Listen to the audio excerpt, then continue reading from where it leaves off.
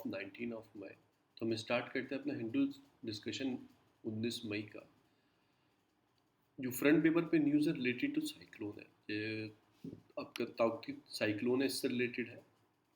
हम इसमें क्या पढ़ने वाले हैं कि साइक्लोन का नेमिंग कैसे किया जाता है, साइक्लोन का नेमिंग कैसे करते हैं वो पढ़ेंगे।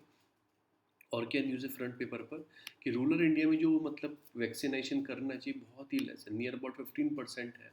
ठीक है ना, आउटसाइड द अर्बन एरिया। तो आप लगा सकते हो कि इसमें सब अर्बन एरिया भी आएगा, रूरल एरिया में तो फिर को नेग्लिजिबल है। और जो मोस्ट ऑफ द केसेस आ रहे हैं वो कहाँ से स्प्रेड हो रहे हैं, वो रूरल एरिया से निकल रहे हैं। उसके बहुत सारे रीज़न है, पूरा उस पर एडिटोरियल आया तो उसमें हम देखेंगे हर चीज़ पे। तो मैं इसमें क्या पढ़ने वाला है, नेमिंग कैसे किया जाता है। तो हम आते हैं अपने नोट्स पे। तो ये नोट्स हैं हमारे। अगर आपको इसकी पीडीएफ चाहिए तो वीडियो के मतलब डिस्क्रिप्शन बॉक्स में आपको ग्रुप का लिंक मिलेगा, टेलीग्राम दूंगा। डेली बेसिस पे आपको हिंदू की पीडीएफ, हिंदू हाईलाइट की जो इंपॉर्टेंट आर्टिकल है उसकी पीडीएफ और ये वाले पीडीएफ फ्री ऑफ कॉस्ट मिलेंगे। और हम कोशिश करें डेली आंसर राइटिंग भी इस पर करते हैं, जो भी इस पर अपडेट होगा सब वहीं पर मिलेगा। आप वरना सर्च बॉक्स में जाके टेलीग्राम पे आप सर्च कर सकते हैं यूपीएससी, ऐसे लिखना आपको यूपीएससी, आपको फिर वो नीचे स्लैश और उसके बाद क्या लिखना है, हिंदू, HINDU। तो आप सर्च करेंगे जैसे लिखा है डिस्क्रिप्शन बॉक्स में वैसे टाइप करना, आपको ग्रुप का लिंक मिल जाएगा। तो हम स्टार्ट करते हैं पहले वर्ड ऑफ द डे। एक होता है आपके क्विड प्रो क्यू, इसका मतलब हो कि advantage that giving to someone in the return of something. अगर आप किसी को कुछ फ़ायदा कर रहे हैं वो आपको क्या फ़ायदा करेगा, तो इसे क्या बोलते हैं, आपको क्विड प्रो क्यू। ऐसे वर्ड आगे आएंगे, एडिटोरियल में आएंगे तो मैं आपको बताऊंगा। फिर होता है आपका ब्लेशफेमी। इसमें क्या होता है, अगर आप किसी मतलब जैसे मैं किसी धर्म का हूँ और मैं किसी धर्म की मतलब अपमान कर रहा हूँ, किसी को नुकसान पहुँचा रहा हूँ, तो वो इसमें आएगा। ईश्वर निंदा, कि दूसरे धर्म के ईश्वर की निंदा करते से ब्लेस, उसको बोलते हैं फेमी। तो आपको ये दो वर्ड याद रखने हैं।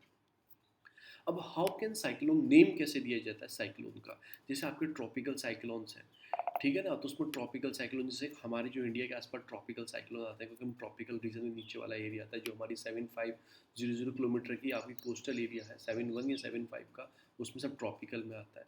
तो एक रोटेट लिस्ट होती है, रोटेट लिस्ट होती है जिसमें डिफरेंट डिफरेंट कंट्रियाँ वो नाम देती है। ठीक है ना, जो साइक्लोन बे ऑफ बंगाल और अरेबियन सी में आता है उसके 8 मेंबर कंट्री है। आपको इतना याद रखना कौन सी मेंबर कंट्री है, वही है जो आसपास में म्यांमार हो गई, इधर थाईलैंड हो गई, इंडिया हो गई, पाकिस्तान हो गई, यही कंट्री है। तो आपको नाम याद नहीं रखना, बांग्लादेश होगी तो नाम याद नहीं रखने। तो उनको ग्रुप को क्या बोला जाता है, वर्ल्ड मेट्रोलॉजी डिपार्टमेंट का भी है। ठीक है ना, उसके बाद ई एस्केप भी बोला जाता है। उन्होंने 2004 में ये एफर्ट लिया था, क्योंकि प्रॉब्लम क्या होती थी कि बांग्लादेश अपना नाम रखेगा, इंडिया अपना नाम रखेगा, म्यांमार का अपना बताएगा, तो एक प्रॉब्लम क्रिएट होती थी कौन सा उसे मतलब ट्रैकल करने में भी, और क्योंकि और बहुत सारी चीज़ प्रॉब्लम क्रिएट होती थी। तो नेम आर द चूजन। फिर उसके बाद क्या हुआ, फर्स्ट साइक्लोन जब हुआ, लिस्टेड हुआ, तो उसके नाम चूजन किए गए। कि पहले जो पहला बांग्लादेश ने चूज़ किया, ठीक है ना, उसका नाम ओनिल रखा गया जो इस एरिया में आया था। मैंने बताया ना, जो इस एरिया वे बंगाल और आपका अरेबियन में आया था, उसका नाम ओनिल रखा गया था। फिर उसके बाद सब्सिक्वेंटली मतलब नेम रखे जाते, हर कंट्री मतलब एक लिस्ट तैयार हो जाती थी, इसके बाद किस कौन नाम देगा, इसके बाद कौन नाम देगा, आपको ज़रूरी नहीं है। ठीक है ना, बस इसको ये याद रखना है कि पिछले लास्ट ईयर में जो भी मतलब साइक्लोन इस रीजन में आया वो किस कंट्री ने नाम दिए हैं, और वो इंडिया का उसमें कौन सा जो इंडिया ने नाम दिया, इतना ही इम्पॉर्टेंट है। उसकी बात है, once the bottom of the column are reach the subsequent move, ठीक है, top of the next column. तो कॉलम है उसमें जो नाम के हिसाब से रखा जाता है। अब नाम क्यों ज़रूरी है, एक तो मीडिया में मतलब जैसे थाईलैंड में न्यूज़ आएगी, ठीक है ना, पाकिस्तान में अगर वो साइक्लोन गया वहाँ भी न्यूज़ आएगी, तो सेम नाम रहना चाहिए। दी साइक्लोन मतलब हाइटिंग द इंटरेस्ट ऑफ वार्निंग, क्योंकि वार्निंग दी जाती है ना, ये वाला मतलब साइक्लोन वाला उसकी वार्निंग दी जाती है, तो सबके पास वो वार्निंग ईजी पहुँच जाए, प्रिपेयर्डनेस तैयार कर ले। फिर नंबर ऑफ टेक्निकल टर्म्स होती हैं, इसकी वजह से नाम देना बहुत ज़रूरी है। ठीक है ना, तो ये सारी चीज़ है। फिर मतलब फ्यूचर में कोई स्टडी करनी हो, कोई पास्ट में स्टडी करनी हो, तो आपको नाम होगा तभी तो होगा ना। अगर मेरा नाम ही नहीं होगा तो आप कैसे सेव करोगे, क्या स्टडी करोगे। तो ये कुछ चीज़ें हैं। फिर उसमें एक क्वेश्चन उठता है, why the eastern coast of India is more vulnerable. जो ईस्टर्न कोस्ट है इंडिया की आपका ये वाली, तो ये वर्नेबल क्यों है। कि साउथ मतलब जो है आपका बे ऑफ बंगाल है, एडजॉइनिंग अंडमान सी, उसमें ब्रेक अवे टाइफून आते हैं over the north western Pacific move. देखो, north western Pacific move across the South China Sea into Bay of Bengal. तो वहाँ से चलते हुए मतलब जो पैसिफिक रीजन है आपका, नॉर्थ पैसिफिक रीजन है, चाइना वाला रीजन है, वहाँ से साउथ चाइना से निकलते हुए वे ऑफ बंगाल में साइक्लोन एंटर कर जाते हैं, तो उन्हें साइक्लोन नहीं, वहाँ पे टाइफून बोलते हैं। अभी मैं आगे बताऊंगा, टाइफून तो इंडिया में एंटर कर जाते हैं तो साइक्लोन बोलते हैं, तो यहाँ पे ज़्यादा वर्नेबल रीजन है। In the context of Arabian sea, cyclone are mostly there on formation. जो अरेबियन सी में होता है वो मोस्टली ये हो गया इंडिया। इधर वाले क्या होते हैं, मोस्टली इधर ही जनरेट होना स्टार्ट होता है, इधर ही खत्म हो जाते हैं। पर जो हमारे ईस्ट वाले हैं वो साउथ चाइना सी या नॉर्थ वेस्ट मतलब पैसिफिक ओशन से आते हैं और इंडिया के साइड मूव कर देते हैं। तो ये सारे generally move to the north west, ही नॉर्थ वेस्ट की तरफ मूव करते हैं away from the western coast. Arabian Sea is colder than the Bay of Bengal sea which इन्हें मतलब इनहिबिट करता है कि formation of intensify of the cyclone. तो ये भी एक वन ऑफ द रीज़न है। ये तीनों रीज़न जो है ना, ये प्री के लिए रीज़न है, आपको याद रखने हैं। ये भी ये अपने आप में प्री के लिए क्वेश्चन बन सकता है ऑप्शन।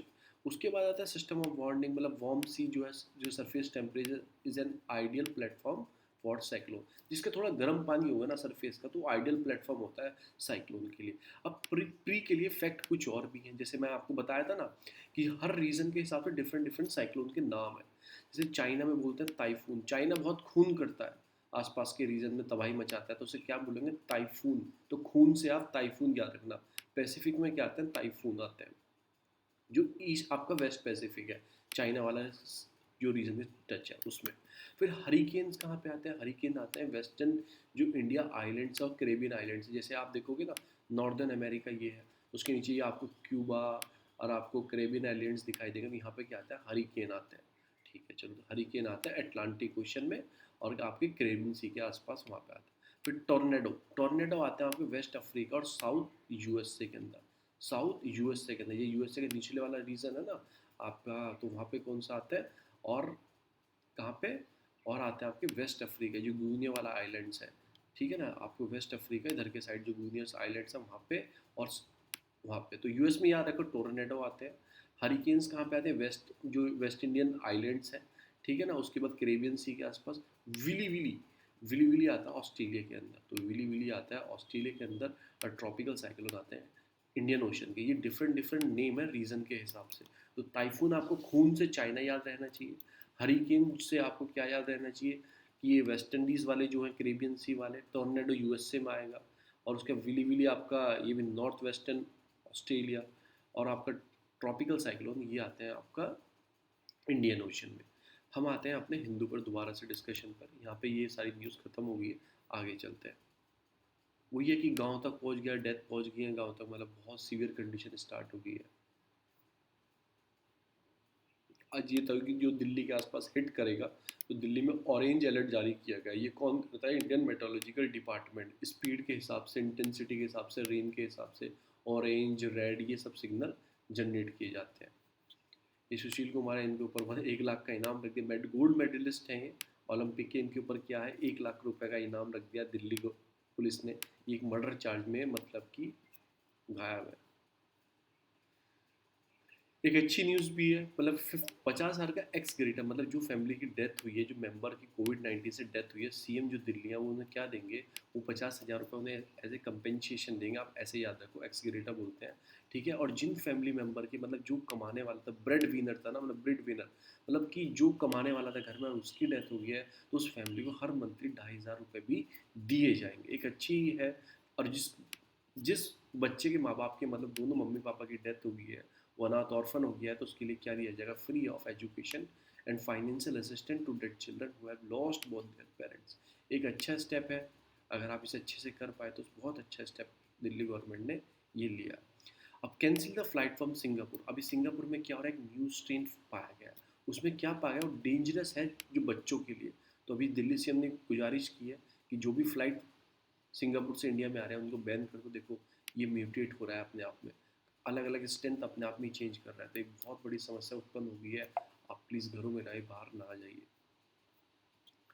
आगे आते हैं, हम आते हैं अपने एडिटोरियल पे। देखो ये रूरल मार्च के लिए, पेंडेमिक जो है वो रूरल के अंदर पहुंच गया, तो इन्होंने कुछ स्टेट की कुछ कंडीशंस बताई हैं क्यों पहुंचा है रूरल के अंदर, क्या कंडीशंस हैं, क्या वहाँ का प्राइमरी हेल्थ केयर है, क्या वहाँ पे चीज़ें हैं, तो वो सब हम इसमें अपनी बात करेंगे। पहले बात करें लार्जली, पहले अर्बन, जो फर्स्ट वेव आई थी वो लार्जली आपका अर्बन एरिया में थी।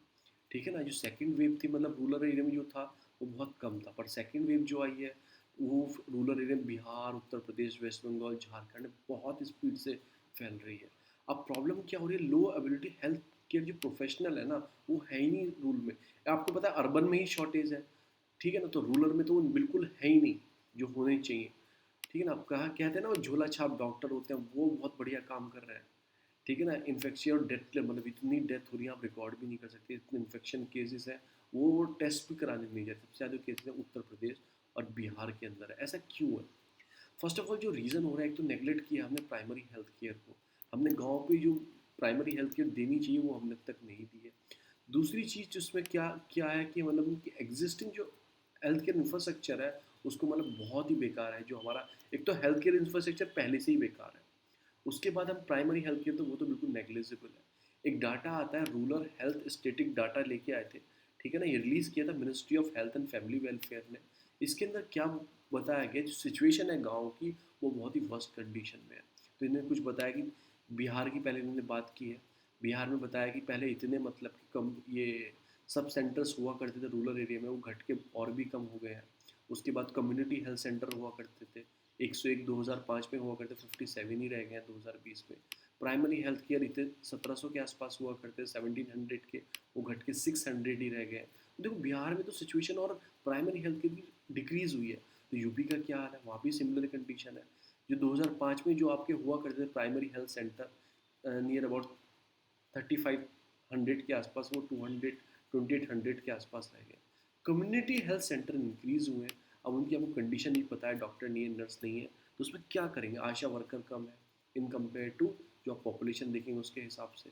उसके बाद आपका जो मतलब कि सब सेंटर भी इंक्रीज हुए हैं, और उनकी कंडीशन बहुत फर्स्ट है, नेग्लिजिबल हुए हैं। देखो 20,500 के आसपास, 20 मतलब इतने के आसपास पहले भी थे, 20,500 के आसपास, तो 20,700 के आसपास, 20,500, 21 से पहले भी थे, तो बहुत नेग्लिजिबल इंक्रीज हुए हैं। पर कंडीशन बहुत ही वर्स्ट है। अगर आप पॉपुलेशन देखेंगे, यूपी की पॉपुलेशन नियर अबाउट 25-26 करोड़ निकलेगी 2001 सेंसस में देख लें। उसके बाद जो कंडीशंस हैं वो बहुत ही बेकार है। 29 मतलब separately stored place in the community health centre Uttar Pradesh against the requirement base of the official. जो रिक्वायरमेंट थी ना, इतनी रिक्वायरमेंट, देखो कितनी रिक्वायरमेंट है, नियर अबाउट 45% के आसपास रिक्वायरमेंट है कितने, यहाँ 41 के आसपास रिक्वायरमेंट है, पर है कितने 29, ये 1 जुलाई तक के हैं। अब तो और भी चाहिए, अब तो और भी बढ़ गई, 51 के आसपास पहुँच गई है। तो है कितने 29 स्पेशलिस्ट हैं जो उसमें है। उसके बाद अवॉइडेबल किया है हमने रूरल हेल्थ इंफ्रास्ट्रक्चर को, उसको तो कभी सोचा ही नहीं। हमने तो सिटी का ही नहीं सोचा, रूरल तो आप छोड़ दो। तो हेल्थ केयर जो इंफ्रास्ट्रक्चर है वो हमने बहुत ही अवॉइड किया है। एक प्रोलॉन्ग इंजीनियरिंग, मतलब कि fast rising in the cases, मतलब जैसे केस बढ़े हैं चीज़ों में, तो एक तरह से जो इलेक्शंस हुए हैं, इलेक्शन जो यूपी में हुए हैं, वेस्ट बंगाल में हुए हैं, सब जगह हुए हैं, ठीक है ना, तो उसकी वजह से केसेस गांव के अंदर तक पहुंच गए हैं। तो इन्होंने ऐसे ही बोला है। फिर पोलिंग जो ऑफिसर आपने देखो कितने भी डेथ हुई है, वो टीचर्स आपने देखे होंगे। उसके बाद ये महाकुंभ जो आपने कराया पेंडेमिक टाइम में, यही सभी कारण है कि गांव गांव तक जो है ये मतलब पेंडेमिक गांव तक पहुंच गया, और गांव की हेल्थ केयर जो सिस्टम है वो टोटल कोलैप्स है, उसमें है ही नहीं है। उसके बाद क्या है, जुडिशल एंड द स्टेट। अभी आपने देखा होगा हाई कोर्ट बोलती है उत्तर प्रदेश की गवर्नमेंट से, स्टेट गवर्नमेंट से, प्लीज़ आप लॉकडाउन लगा दो यूपी के अंदर, ठीक है ना। तो स्टेट गवर्नमेंट क्या करती है, उसको चैलेंज कर देती है सुप्रीम कोर्ट में। तो आप ये क्या चल रहा है कि आपको ज़रूरत है लॉकडाउन लगाने की, और आप वो लॉकडाउन ही चैलेंज कर रहे हो वहाँ पे सुप्रीम कोर्ट के अंदर। तो यही सारी प्रॉब्लम है। आपको क्या करना चाहिए, नहीं क्या बोल रहे हैं, आपको एक स्टेट हेल्थ इंफ्रास्ट्रक्चर को इम्प्रूव करना चाहिए रैपिड फॉर्म में, ठीक है ना, एक्सपेंड करना चाहिए टेस्टिंग को, जो कॉन्टैक्ट ट्रेसिंग है, सब चीज़ को आपको दोबारा से लाना होगा जो आपने लास्ट ईयर किया है। पर रियलिटी जो है वो सच होती दिखाई नहीं दे रही है, यही बात उन्होंने बोली है कि आपको आपको क्या करना है। देखो ये बहुत बड़ा आर्टिकल होता है, अगर आप इसे डेली, मतलब मैं तो डेली पढ़ता हूँ इसलिए याद रहता है क्या क्या चीज़ प्रॉब्लम है। आप तो एक बेसिक फॉर्म में सोचा करो, अगर यहाँ पे सुविधा नहीं होगी तो क्या क्या प्रॉब्लम आ सकती है।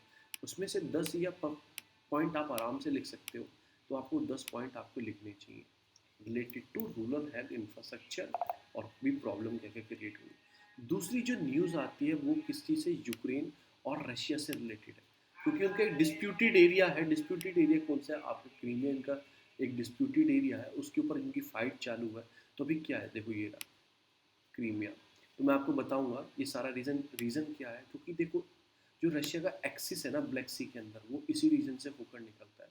रशिया इसे अपना पार्ट बताता है, कॉन्फ्लिक्ट करने के लिए अपना पार्ट बताता है। और ये यूक्रेन का ये हिस्सा है, रशिया इस पर कब्जा करके रखा है। तो यूक्रेन ने क्या किया, उसने नाटो की मदद ली है, नाटो की, क्योंकि यूक्रेन एक बहुत छोटा देश है, वो रशिया से नहीं लड़ सकता, तो उसने नाटो की मदद ली है।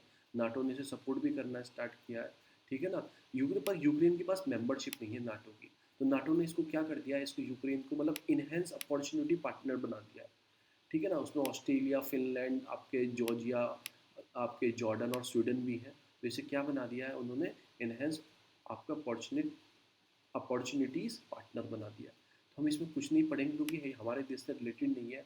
हमारे देश, हमारे लिए क्या इंपॉर्टेंट है, हमारे लिए इम्पॉर्टेंट है कि नाटो क्या होता है, लोकेशन क्या, कहाँ कहाँ पे है और कहाँ कहाँ पे क्या है। तो हम आते हैं अपना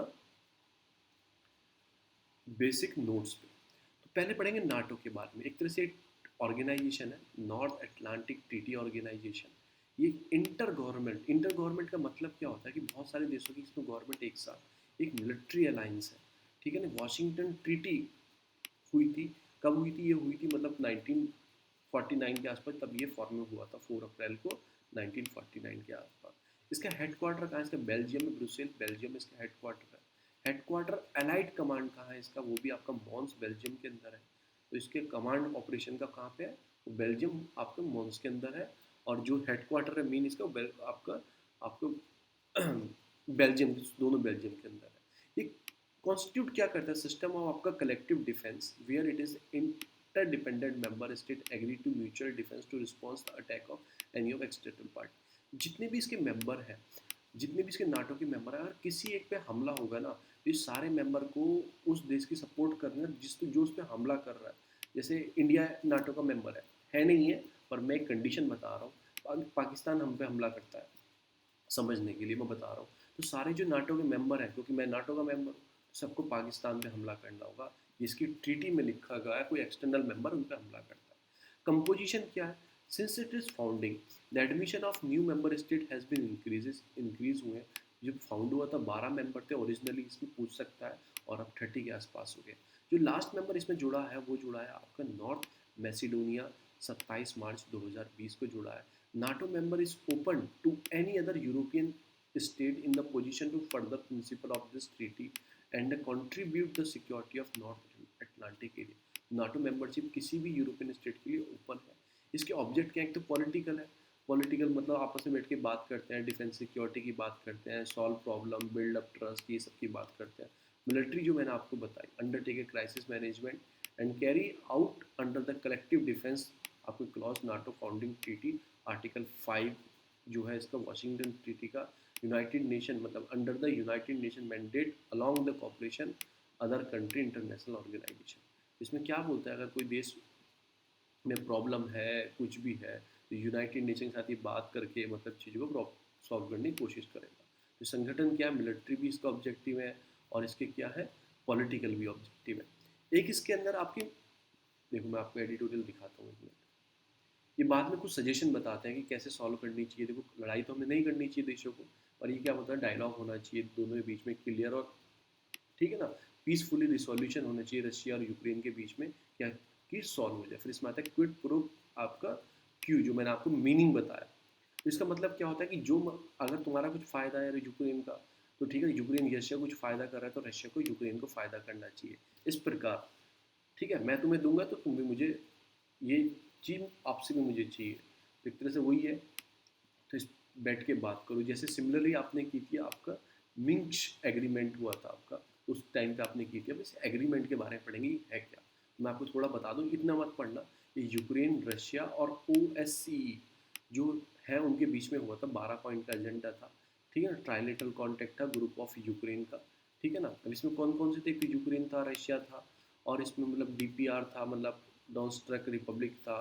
तो ये सारे थे, आप बस याद रखना, यूक्रेन के और रशिया के बीच में। OSCE क्या है, organisation of security and cooperation in Europe. इन सब के बीच में एक बात की ट्रीटी साइन हुई थी, ये आपको याद रखना है। आपको बस ये याद नहीं रखना, रिलेटेड टू आएगा कि क्या 12 पॉइंट थे हमारे लिए, क्योंकि हमारे देश के लिए इसमें कोई रोल नहीं है। तो आपके कौन कौन देश थे, यूक्रेन रशिया मेनली थे, और उसके साथ कौन था, OSCE, organisation of security cooperation. तो मैं आपको लोकेशन और बता देता हूँ चीज़ों की, मुझे आपको लोकेशन और बतानी है कहाँ पे कौन सा है। ये हम आ जाते हैं ब्लैक सी, यहाँ पे क्रीमिया है जो रशिया का अपना बोलता है, ठीक है ना। ये रशिया, देखो ये रशिया पूरा इधर से ब्लॉक है। इसको अगर एक्सेस चाहिए मेडिटेरियन सी में, एक्सेस चाहिए तो इसे ब्लैक सी में आना पड़ेगा, क्योंकि तो इसे पूरा घूम के आना पड़ेगा। अगर इसे एक्सेस चाहिए ना तो रशिया को कोई रास्ता या तो इधर से पूरा घूम के आएगा, अगर इसे इराक विराक और इधर अपना एक्सेस चाहिए, इधर अरेबियन सी में आना तो इधर से घूम के आएगा या तो पूरा, या फिर इधर से घूम के आएगा पूरा। तो इसके पास एक ही ऑप्शन है ये वाला, यहाँ से आके स्विस कैनाल से आके अरेबियन सी में आ सके। तो ये एक इसके पास ऑप्शन है, इसलिए बहुत ही एक स्ट्रेटेजिक पॉइंट है जिसको ये लूज़ करना नहीं चाहता। तो ये क्या बोलते हैं, क्रीमिया जो है ये किसका है, ये यूक्रेन का है। यूक्रेन तो रशिया ने इस पर एनेक्स किया हुआ है इस चीज़ को। तो ये तो हम पढ़ेंगे, ये है आपका सी ऑफ अजोव। तो सी ऑफ अजोव में ब्लैक सी है, तो इसको कनेक्ट कौन करता है बीच में, ये कौन से करता है, क्रिच स्ट्रेट इसको कनेक्ट करती है, ये आपको याद रखना है। ये वो लोकेशन है जो मैंने आपको बताया था, डॉन्स्टेक करके जो लोग यहाँ पे फाइट चल रही है, यहाँ पे होता रहता है, जैसे जम्मू कश्मीर रीजन समझ लो इसे, यूक्रेन का यहाँ पे हमला करते रहते हैं। ये दोनों रीजन आपको याद रखना, ये है सी ऑफ अजोव, ये आपका आगे आप क्रिच स्ट्रीट आ जाएगी, ये आपका क्रीमिया पूरा जो ब्लैक सी में एक्सिस है। और फिर ब्लैक सी जो कनेक्ट होती है आपकी सी ऑफ मरमरा से, उसे बोस्फोर स्ट्रीट बोलते हैं, जो टर्की के अंदर से निकल के जाती है। तो ये आपको याद रखना है। अब इसमें एक चीज़ जो आती है, ब्लैक सी की टचिंग बाउंड्री कंट्री कौन कौन सी है, तो मैं उसके लिए आपको कुछ चीज़ बताता हूँ। जैसे आपने पढ़ा होगा Tuborg, sorry,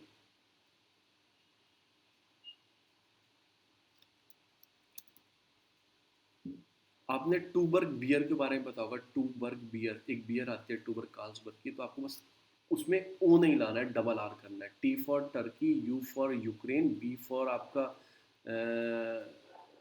bull, Bulgaria, sorry Bulgaria, हाँ, पी फॉर बुल्गारिया, और R for Russia, R for आपका Romania, G for Georgia. R for Russia, R for Romania, और जी फॉर जॉर्जिया। देखो ये रहा जॉर्जिया। तो आपको टूबर्ग से याद रख सकते हो, टूबर्ग की बियर आती है, उसका नाम होता है TUBERG, टूबर्ग बियर। उसको बस डबल ओ जो है इसमें डबल आर कर देना है, तो आपको याद रहेगा। तो ये लोकेशन है जो ब्लैक सी को टच करती हैं कंट्री, ये आपको याद रखना है। ये सारी चीज़ें, हम आ जाते हैं अपने बेसिक नोट्स पे। अब एक ये चलो बाद में आएगा, हिंदू पे आ जाता है। ये सारी चीज़ इसके अंदर कही गई हैं जो मैंने आपको बता दी है। अब हम आते हैं, ये हमारे लिए इतनी इंपॉर्टेंट नहीं है पर लोकेशन हमारे लिए बहुत इंपॉर्टेंट होती थी। फिर मैं आपको ऐसे छोटी सी न्यूज़ बता दूँ। इसमें क्या है कि जो भी ये साइक्लोन आया है, मतलब केरला को टच करता है, कर्नाटक को, गोवा को, महाराष्ट्र को टच करता है, ऊपर तक गया है, तो कुछ रिसाइलेंट प्रोग्राम है हमें करने चाहिए। जैसे इंडियन मेट्रोलॉजिकल डिपार्टमेंट लॉन्च किया था, मतलब साइक्लोन से पहले वार्निंग बता देते हैं कि ये साइक्लोन आने वाला है, इतनी स्पीड से आ रहा है। तो ये कुछ प्रॉब्लम सॉल्व करने के लिए पहले से हमारे पास रिसाइलेंट प्रोग्राम होते हैं, जिससे हमने मतलब जो उसकी इंटेंसिटी हम पहले से मेज़र लेके रखते हैं। बस आपको इतना याद रखना है और कुछ नहीं है। फिर ये मैंने कल भी आपको बताई थी, ICMR ने बोला है कि जो प्लाज्मा थेरेपी अपना रहा है वो इतनी रिलेवेंट नहीं है, जो हमारा स्ट्रेन है उसके लिए वो उससे ठीक नहीं हो रहा। एक लेंसेंट जो है आपका UK का एक रिसर्च पेपर है, उसके अंदर पब्लिश भी हुई थी। 11,000 पेशेंट को ये प्लाज्मा थेरेपी दी गई और उनको कोई बेनिफिट नहीं हुआ। तो जो म्यूटेट कर रहा है, जो वायरस म्यूटेट कर रहा है, तो उसमें जो प्लाज्मा थेरेपी है उसका कोई यूटिलाइजेशन नहीं है। तो हमने इसमें क्या पढ़ लिया, हमने अपना ये पढ़ लिया पेंडेमिक और रूलर, ये कंप्लीट कर लिया। आगे जो आता है वो आता है फ्यूचर वेव। आपको प्लानिंग करनी चाहिए फ्यूचर वेव। इसमें कुछ चीज़ें बताई हैं, इतना इंपॉर्टेंट नहीं है, आपको खुद पता होगा क्या प्लानिंग चाहिए। कि प्रॉपर इंफ्रास्ट्रक्चर होना चाहिए, रूरल में चाहे रूरल इंफ्रास्ट्रक्चर डेवलप करो, सर्विलांस करो, डाटा को अच्छे से मैनेज करो, ठीक है ना। हेल्थ केयर सर्विस और बढ़ाओ, हेल्थ केयर प्रोफेशनल को इंक्रीज़ करो। तो आप बहुत सारे पॉइंट लिख सकते हैं, क्योंकि आप न्यूज़ खोलेंगे कोरोना कोरोना कोरोना, वही आपको दिखेगा। तो सेंट्रल इसके लिए कोऑर्डिनेशन चाहिए, अच्छे से कोऑर्डिनेशन चाहिए। जैसे जापान को मतलब थर्ड फोर्थ वेव कंट्रोल कर गए वो सब चीज़ें, वैक्सीनेशन को और बढ़ावा दो, ठीक है ना। उसके बाद मतलब कि सिंगल विंडो क्लियरेंस रखो, कोई किसको ऑक्सीजन लगाना हो, कुछ लगाना हो, वैक्सीनेशन को और भी जो मेक इन इंडिया के अंदर जितनी आपकी फार्मास्यूटिकल कंपनी है उनको आगे लेके आओ, कि वो इतनी डोज बना सके कि मतलब कि बहुत सारे आदमी को एक साथ लग जाए, ठीक है ना। तो ये सारी चीज़ें हैं कि स्लॉट बढ़ा दो डोज के, ये हम ऐसे ही रुक सकते हैं। उसके बाद क्या करना है, robust the health care worker. एक तो डॉक्टर्स को बढ़ाओ, जो मतलब फिर उसके बाद जो आपकी नर्सेज हैं उनको बढ़ाओ, फिर जो गांव गांव में आशा वर्कर है वो आपकी आपकी ऑक्सिलरी नर्सरी मिडवाइफ्स होती हैं उनको भी इंक्रीज करो। देखा गया है कि मतलब नियर अबाउट 5,000 पीपल पे एक बेड है, मतलब ये अंदाज़ा लगा लो आप गांव के अंदर with at a 100 bed 5,000 people पे। ये तो है आपका क्या बोल सकते हैं नर्स का हिसाब, पर आप पॉपुलेशन देखेंगे कहीं पे तो इतनी क्रिटिकल है कि वहाँ 30 या 50 हज़ार पे ही 100 बेड है, कहीं कहीं 5,000 पे एक बेड है, मतलब 100 बेड है। तो ये कुछ कंडीशंस हैं, ये जो आप देख सकते हैं। इतना इंपॉर्टेंट आर्टिकल नहीं है, ये आपको ही पता है क्या क्या आपको करना चाहिए फ्यूचर वेव को रोकने के लिए। इतना इंपॉर्टेंट नहीं है, आप खुद लिख देना 10-12 पॉइंट, इसमें आप लिख सकते हो आराम से। ये फिर पॉलिटिकल से हमारे से रिलेटेड नहीं है, ये वो फिर ट्रिप्स वेव एग्रीमेंट से। अभी बात क्या चल रही है, कल भी आपको न्यूज़ बताई थी। प्रॉब्लम क्या है कि जैसे आपकी वैक्सीन्स हैं डिफरेंट डिफरेंट कंट्री की, जैसे मॉडर्ना है, फाइजर है, उसके बाद एस्ट्राजेनेका है, उसके बाद स्पुतनिक 5 है। तो डब्ल्यू में जाके जो आईपीआर ले लेते हैं, जैसे मैंने आईपीआर इंटरनेशनल प्रॉपर्टी राइट ले लिया अपनी वैक्सीन बना के, तो उस वैक्सीन को मैं ही बना सकता हूँ, कोई और कंट्री नहीं बना सकती। इंडिया और साउथ अफ्रीका ने लास्ट ईयर भी बोला था कि हमें जो आईपीआर उनको वेव कर देना चाहिए, बिकॉज और टेक्नोलॉजी का ट्रांसफ़र कर देना चाहिए अदर कंट्री को, ताकि वो ईजिली डेवलप कर पाए। तो उसी के ऊपर है, ट्रिप्स एग्रीमेंट उसी का होता है कि मतलब कि आईपीआर से रिलेटेड उसको वेव करने की बात चलिए, वेव हो जाएगा, मैं आपको बता दूंगा। ठीक है, और वेव ही पूरा सॉल्यूशन नहीं है, और भी चीज़ें आपको उस कंट्री को देनी होगी। बताओ, हम ढाका मतलब बांग्लादेश हमारे पास भेज रहा है वैक्सीन, भेज रहा है मेडिसिन, भेज रहा है protective gear receive from Bangladesh. तो ये कंडीशन हमारे देश की आ गई है। फिर इसमें आता है 900 इंडियन मतलब detail check from US entry scheme. US की एक एंट्री स्कीम है, ग्लोबल एंट्री प्रोग्राम। ठीक है ना, तो इसको कौन चेक करेगा, इसको कौन चलाता है, इसको चलाता है यूएस कस्टम, आपका बॉर्डर प्रोटेक्शन। पहले मैं इस प्रोग्राम के बारे में आपको बता देता हूँ, आपको ईजिली समझ में आएगा, ईजिली समझ में आएगा। तो ये एक प्रोग्राम है, एक ग्लोबल एंट्री यूएस जो आपके कस्टम बॉर्डर प्रोटेक्शन सीबी से प्रोग्राम को रन कर रहा है, वो अलाउ करता है स्पीडी क्लियरेंस हो जाए, आपका लो रिस्क ट्रैवल हो जाए upon the there arrival in the US. अगर आप यूएस में जाते हैं, आपको इमिग्रेशन लाइन में लगना होता है, फिर वो चेक करते हैं, आपकी सारी डिटेल चेक करते हैं। अगर आप इंडिया से आए हो, अगर वो डिटेल इंडिया में ही चेक हो जाए आपकी, और आप यूएस जाओ तो वहाँ पे कोई दिक्कत ना हो, आपको लाइन में ना लगना पड़े इमिग्रेशन में, मतलब 1 से 1.5 घंटा लगता है, वो आपको करना पड़े ऑटोमेटिक, आपकी KYC से हो जाए अपने आप। ठीक है, इतनी लंबी लाइन में लगना पड़े, तो उसी के लिए ग्लोबल एंट्री प्रोग्राम रन कर रहे हैं US custom and border protection, इस प्रोग्राम को चला रही हैं। और इंडिया में ये काम कौन करेगा, इंडिया के अंदर कौन करेगा, इंडिया के अंदर करेगा CCTN, develop by the national crime record bureau under the ministry of union. ये इस काम को देखेगा कि चेक करेगा कि सबका क्लियर है डाटा, कोई प्रॉब्लम तो नहीं है इन सब चीज़ों को। तो हम पढ़ेंगे CCTN क्या है और NCRB क्या है, उसके लिए जाएंगे हम अपने नोट्स के ऊपर।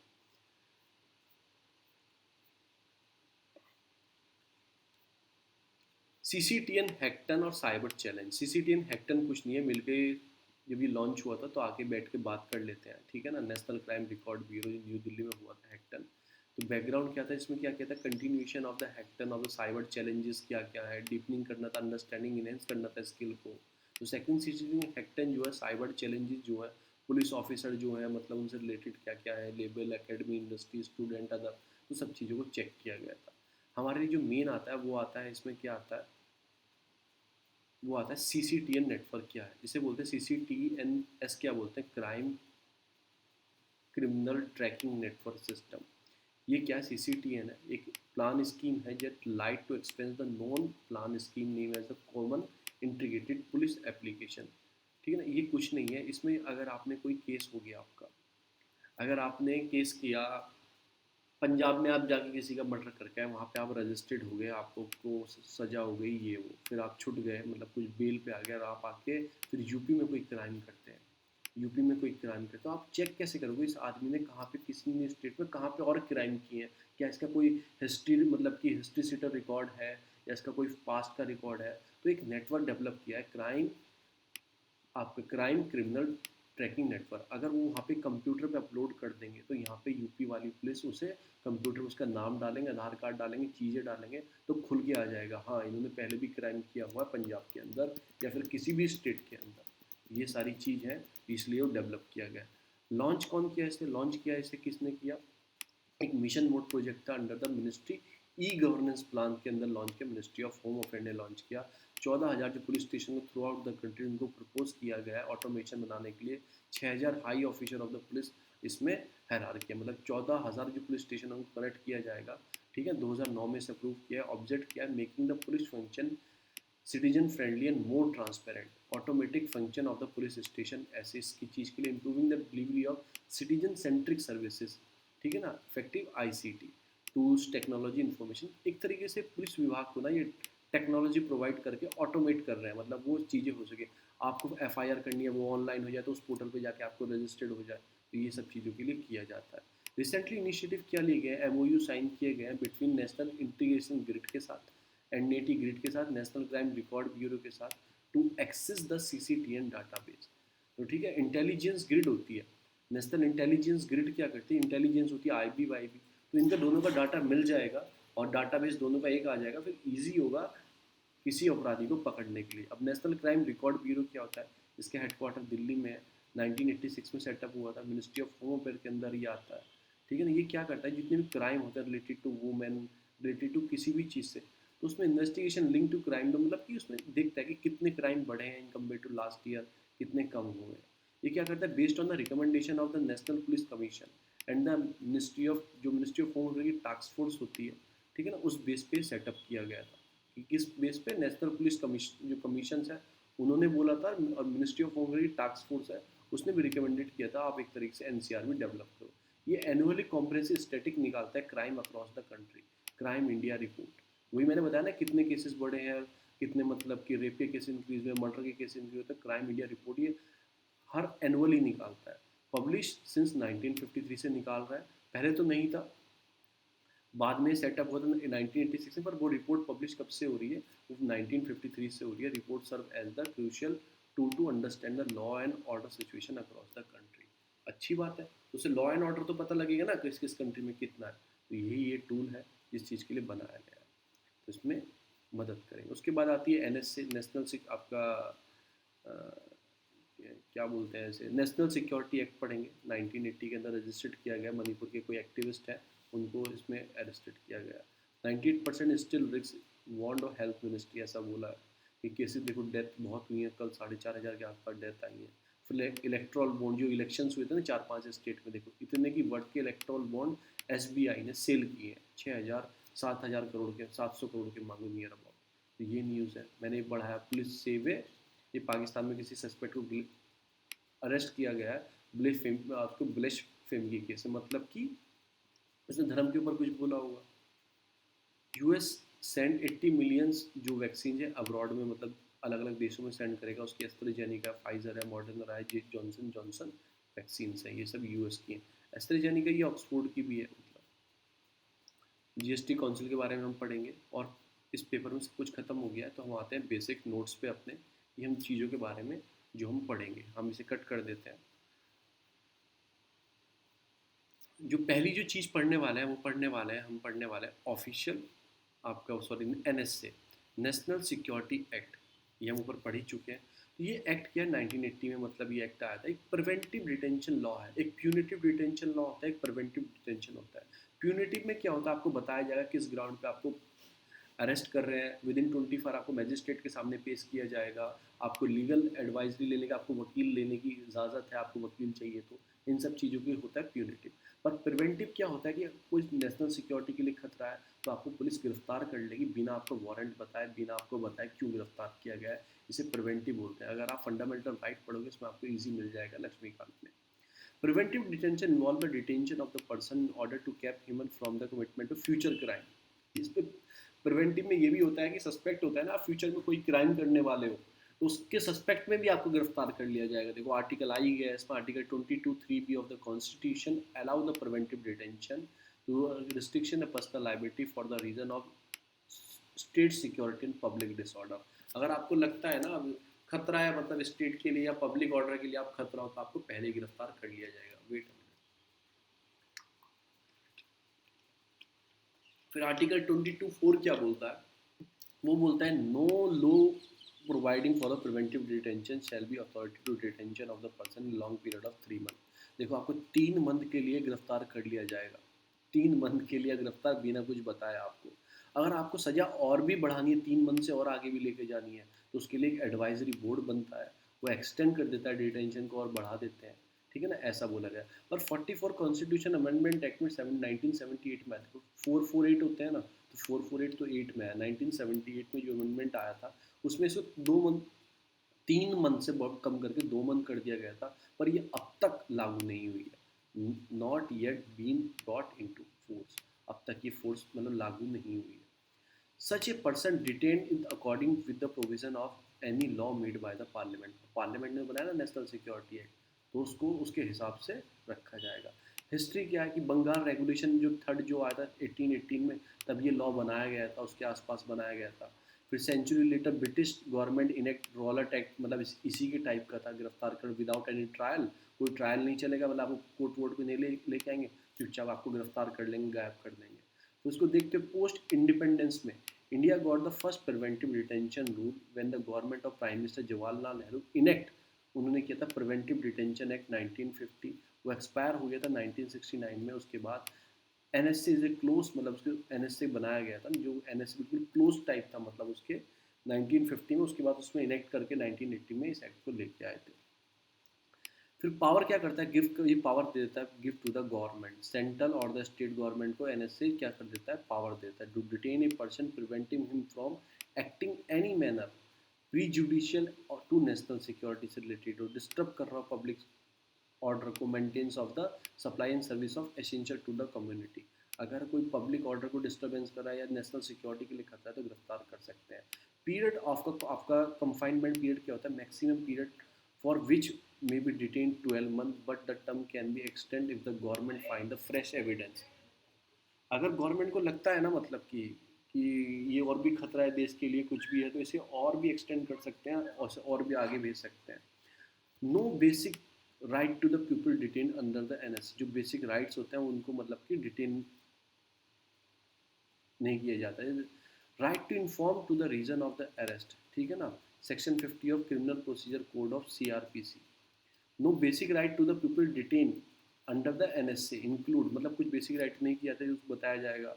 Under the NSA people could be kept in the dark about the reason the arrest for a 5 days, 5 दिन तक उसे नहीं बताया जाएगा। एक्सेप्शनली सरकमस्टांस 10 दिन तक नहीं बताया जाएगा। ऐसा है, ये हमारे लिए इंपॉर्टेंट नहीं है, हमें क्या जानना है इसके बारे में। सेक्शन 53, 56 और सीआरपीसी, देखो सीआरपीसी आती है ना, हम कट देना, person has produce before the court within the 24 hour. पर 22(1) क्या बोलता है कॉन्स्टिट्यूशन कहता है, arrest person can not be detain right to consult and defended by the legal practitioner of their choice. ये हमारे लिए इतना इंपॉर्टेंट नहीं है, बट 22 इंपॉर्टेंट है। एनएसए में क्या क्या होता है, क्रिटिसिज्म क्या है, डिटेंशन क्या, कोई रिकॉर्ड नहीं है एनसीआरबी के पास, जो मैंने ऊपर पढ़ाया आपको। फिर उसके बाद मतलब एक्स्ट्रा जुडिशली पावर होती है गवर्नमेंट की, वो बढ़ा सकती है तो कितने दिन रखना है। एनएसए को मिसयूज़ भी कर सकते हैं, बहुत जगह देखा हो गया होगा आपने। फिर ये बोला वे फॉरवर्ड में क्या बोला, we we noted that act is 40 year old, इसमें कुछ चेंजेस लाने चाहिए वक्त के साथ, इतना पुराना आपका एक्ट है। आर्टिफिशियली यूज़ किया जाता है एक्ट हैम्पर द डेमोक्रेसी और basic right of the individual को हार्मफुल करने के इसका यूज़ किया जाता है, ठीक है ना। सुप्रीम कोर्ट भी बोल चुका है कि मतलब कि लॉ प्रिवेंटिव डिटेंशन, ठीक है ना, स्ट्रिक्टली कंस्ट्रक्टिंग, मतलब कि प्रॉब्लम है, आप इतने प्रॉब्लम करो, कोई अपनी बात आगे रख रहा है, आप उसे गिरफ्तार कर ले लो बिना उसके, और आपके पास राइट है कितनी देर तक उसको अंदर रखना है, ये सारी प्रॉब्लम है। बस आपको क्या पढ़ना है कि एनएसए में क्या होता है, प्रिवेंटिव डिटेंशन होता है। आर्टिकल 22(3), ये 22(4), 44 अमेंडमेंट एक्ट क्या बोला मैंने, कम हो गई थी सजा, ये वो सब प्रिवेंटिव डिटेंशन की बात की है। फिर हिस्ट्री की बात करें कहाँ से चला, बंगाल रेगुलेशन के टाइम पे भी सिमिलर टाइप था, रॉलेट एक्ट भी इसके सिमिलर टाइप था। फिर प्रिवेंटिव डिटेंशन एक्ट लेके आया जो एक्सपायर हो गया 69 में। फिर एनएसएस क्लोजली मतलब कि आपका इरिटेशन ऑफ द 1950 एक्ट, उसी के बेस पे क्लोजली है एनएसए जो बनाया गया 1980 में। तो ये सारी चीज़ें हैं इसके अंदर। उसके बाद हम आएंगे, इतना इंपॉर्टेंट नहीं था पर आपको बताने के लिए आया था तो मैंने उसमें बता दिया। उसके बाद हम आते हैं अपना इलेक्ट्रल बॉन्ड पर, जैसे उसमें आया था। इलेक्ट्रल बॉन्ड जो है इंट्रोड्यूस हुए थे, प्रमोट हुए थे transparency in the funding and donation of receiving by the political party. क्या क्या के ये लेके आए थे इलेक्ट्रल बॉन्ड को, इनसे क्या होगा, ट्रांसपेरेंसी इंक्रीज होगी, कहाँ से कितना फंड आ रहा है, डोनेशन रिसीव किस पार्टी को रही, ये सब पता लगेगा। पर अब कुछ भी पता नहीं लग रहा, कहाँ से फंड आ रहा है, कहाँ जा रहा है, कुछ पता नहीं लग रहा।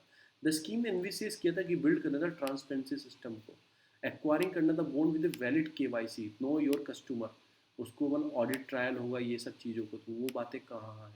Electral bond will promote the donor to take the banking route. ये बैंकिंग रूट तो है कि डोनर बैंक में जाके खरीदेगा, तो उससे क्या होगा, आइडेंटिफाई हो जाएगा इशू अथॉरिटी कौन है, तो बैंक को तो पता होगा ना, तो बैंक को पता होगा, अकाउंटेबल हो जाएगा, अगर कभी पूछना चाहे तो बैंक को पता होगा। पहले कैश में दे दिया तो कैश में किसने दिया क्या दिया कुछ पता नहीं लगता था, अगर आपको किस में दोगे, आप बैंक के थ्रू दोगे, एटलीस्ट बैंक डाटा तो रखेगा। अबाउट इलेक्ट्रॉल बॉन्ड होते क्या है, एक इलेक्ट्रॉल बॉन्ड कुछ नहीं है, ये एक बॉन्ड है एक टाइप के, अलाउ करते हैं डोनर टू पे द पार्टीज पॉलिटिकल पार्टीज पे यूजिंग द बैंक इंटरमीडिएट। मतलब अगर मुझे 10,000 रुपये देने हैं, 1 करोड़ रुपये देने हैं, किसको देने हैं, किसी पार्टी को देने हैं, तो मैं बैंक से जाके बॉन्ड परचेज करूँगा। वो बॉन्ड में परचेज करने के बाद मैं लेके आऊँगा, मेरा नाम नहीं होगा बॉन्ड पर, बॉन्ड में जाके पॉलिटिकल पार्टी को दे दूँगा। वो बॉन्ड पॉलिटिकल पार्टी क्या करेगी, उसी कागज़ को 15 दिन के अंदर पॉलिटिकल पार्टी क्या करेगी, उसी कागज़ को बैंक में जमा करना होगा 15 दिन के अंदर, और उसके खाते में पैसे ट्रांसफ़र हो जाएंगे। तो ये सिस्टम है पूरा। की फीचर क्या है, इन्हें बॉन्ड मतलब कि इन्हें बॉन्ड बोलते हैं, बैंकिंग इंस्ट्रूमेंट है, ठीक है ना, प्रॉमिसरी नोट है, मैंने बताया ना, वो जैसे मैं 10,000 का लेके आया, फिर मैं उसके बाद चला गया, तो 10,000 रुपये तो रहेंगे, वो बैंक के अकाउंट में मेरे सेव रहेंगे, जैसे वो पॉलिटिकल पार्टी जमा करेंगे तो मेरे अकाउंट से कट के वो कहाँ चले जाएंगे, पॉलिटिकल पार्टी के अकाउंट में चलेंगे नॉट कैरिंग एनी इंटरेस्ट, इस पर इंटरेस्ट इंटरेस्ट नहीं मिलता है। इलेक्ट्रॉल बॉन्ड है, ठीक है ना, बियरिंग इंस्ट्रूमेंट है, not carrying any name of the pay, नाम नहीं होता है किसने दिया, और मतलब कि can be bought for any value, किसी वैल्यू का आप खरीद सकते हैं, 1,000 का, 10,000 का, 1 लाख का, 10 लाख का, 1 करोड़ का। अगर आपको 5 करोड़ के खरीदने हैं तो 1-1 करोड़ के कितने खरीदने पड़ेंगे, 5। तो ऐसे आप खरीद सकते हो, मुझे 20 लाख के खरीदने हैं तो मुझे 10-10 लाख के 2 खरीदने पड़ेंगे। अगर मुझे 5 लाख के खरीदने हैं तो मुझे 1-1 लाख के, इस फॉर्म में ही रहते हैं, इस फॉर्म में ही वो सर्टिफिकेट पब्लिश रहता है, इस फॉर्म में, बस। तो ये भी याद रखना, ये नहीं है कि आप 2 लाख के 2 लाख लिखा हुआ है, नहीं, 1-1 लाख के 2 लेने पड़ेंगे। एलिजिबिलिटी क्या है, कोई भी ले सकता है, as for the provision of the scheme electoral bond में be purchase by the citizen of India. ये नहीं कि बाहर की कोई आके आदमी ले ले, सिटीजन ऑफ इंडिया और एंटिटी इनकॉपरेटेड और एस्टेब्लिश इन इंडिया, कोई भी एंटिटी है या मतलब कुछ भी है वो इंडिया में अंदर स्टैब्लिश है, वो इसे खरीद सकते हैं। A person being an individual, कोई individual can buy electoral bond, कोई इंडिविजुअल मैं भी अकेला जाके खरीद सकता हूँ, आइदर सिंगली मैं अकेला भी चला जाऊँगा, या मैं किसी अपने दोस्त को भी ले जाऊँगा, चलो आज पॉलिटिकल पार्टी पैसे देते हैं, मिलकर खरीदते हैं। Only the registration political party, और ये भी याद रखना, जो रजिस्टर्ड पॉलिटिकल पार्टी, ये नहीं मैंने आज पॉलिटिकल पार्टी बनाई कोई और मैं कहा मुझे बॉन्ड देना स्टार्ट करूँ, नहीं, पॉलिटिकल पार्टी जो रजिस्टर्ड है, जिस पॉलिटिकल पार्टी ने मतलब not less than 1% of vote, मतलब उसे कम से कम लोकसभा में 1% वोट मिले होने चाहिए उस पार्टी को, इलेक्शन और लोकसभा में या स्टेट असेंबली में वो एलिजिबल होगा रिसीव करने। एक तो रजिस्ट्रेशन पॉलिटिकल पार्टी होनी चाहिए, उसके बाद उसे मतलब वोट भी 1% की लोकसभा में या स्टेट लेजिस्लेटिव असेंबली में उसको वोट मिले हो। तो ये सारी चीज़ें, नीड क्या था इलेक्ट्रोल बॉन्ड लाने का, कि पहले कैश वैश में दे देते थे, ब्लैक मनी होती थी वो दे देते थे कैश में, कि ब्लैक मनी को क्या किया जाए, कर्व किया जाए, इकोनॉमी में लाया जाए। अब बैंक के थ्रू देंगे तो बैंक के थ्रू आएगी ना। तो how will bond help, help कैसे करते थे, मतलब पार्टी को, डोनर डोई मतलब पैसे दे दिए, मैंने आपको सब बता ही दिया, तो ये सब देते थे। कंसर्न्स क्या आने लगे, कंसर्न्स आने लगे कि मतलब एक तो मतलब कि give the lack of disclose of requirement individually purchase lack, अब कुछ नाम ही नहीं है। अब एक बात खुद बताओ, मैंने कोई बॉन्ड है, मैं जाके मैंने बैंक से 10 करोड़ का खरीदा और मैं उसे देने गया किसी पॉलिटिकल पार्टी के लीडर के पास, उस लीडर को तो पता है ना मैंने दिया है, जब उसकी सरकार आएगी मुझे तो हेल्प करेगा ना वो, उसे पता है। तो यही सारी प्रॉब्लम इसमें आनी स्टार्ट होगी, ठीक है। इलेक्ट्रॉल बॉन्ड जो है फंडिंग इवन मोर ओपेक मतलब फॉर्म में, पहले बार ट्रांसपेरेंसी रखेंगे, फिर बोला इसे आरटीआई एक्ट से बाहर निकाल दिया, पता नहीं कर सकते किसने क्या दिया। Even looking the making company, मतलब कंपनी को फ़ायदा पहुँचा, कंपनी अपना फ़ायदा पहुँचाने के लिए आ तो बैंक के थ्रू रहे हैं, पर देने तो वो क्या जा रहे हैं, इनफॉर्मल चैनल से जा रहे हैं, या फिर बैंक में पैसे डाल तो पार्टी को नहीं पता लगने किसने दिए, तो वो अलग बात होती है। They have potential to load the dice have in the favour of ruling party, तो कुछ भी हो सकता है। हाउ इलेक्ट्रल बॉन्ड वर्क कैसे करते हैं, एक नोटिफाइड बैंक चूज़ किया जाता है कि इस बैंक में आपको खरीदना है, इसके लिए एसबीआई को चूज़ किया गया है। एसबीआई की किसी ब्रांच में पर्टिकुलर दिन होते हैं खरीदने के, वहाँ जाके किसी भी ब्रांच में एसबीआई की आप खरीद, किसी भी नहीं, कुछ चुनिंदा ब्रांच है उसके अंदर आप जाकर खरीद सकते हैं। Notified bank issue electronic bond, मैं बताया नोटिफाइड बैंक करेंगे। Donor can buy electoral bond using the cheque और डिजिटल पेमेंट, तो ये भी आपको याद रखना है। Donor can give the party of his and her choice, वो अपनी मर्जी से किसी पार्टी को दे सकता है, ये भी आपको याद रखना है। The party decision the bond in the account the detail on which of the erectile commission, कि मतलब कि आपको पार्टी को डिपॉजिट जितने बॉन्ड हुए हैं, ठीक है ना, the detail of which the erectile commission को बताना होगा कि कहाँ कितना पैसा हमारे पास इलेक्ट्रल बॉन्ड से आया है। तो मैं इसमें कुछ आपको इन्फॉर्मेशन और भी ऐड कर देता हूँ। आपको एक तो 15 डेज याद रखना, 15 डेज के अंदर पार्टी को दोबारा ये बैंक को वापस देने होंगे अगर उनके पास आया विद इन 15 डेज में। दूसरी चीज़ ये हो गई, SBI की ब्रांच चुनिंदा ब्रांच है, उससे आप ये बॉन्ड खरीद सकते हैं, ऐसे किसी बैंक से जाके नहीं खरीद सकते। एक ये चीज़ होगी, और इस फॉर्म में होने चाहिए, इस ये फॉर्म रहती है, इसमें भी आपको मिलते हैं। तो इतनी ही चीज़ थी इसके अंदर, और कोई इसके अंदर चीज़ नहीं है। उसके बाद आती है जीएसटी काउंसिल, जो मैं आपको बताने वाला। जीएसटी काउंसिल फॉर्म हुई थी, मतलब कि आर्टिकल 279 ऑफ द कॉन्स्टिट्यूशन में आती है, ठीक है ना, अमेंड, ठीक है ना, अमेंड किया गया था इसको। तो आपको याद रखना कॉन्स्टिट्यूशन बॉडी है, इसका मतलब अगर कॉन्स्टिट्यूशन में आती है।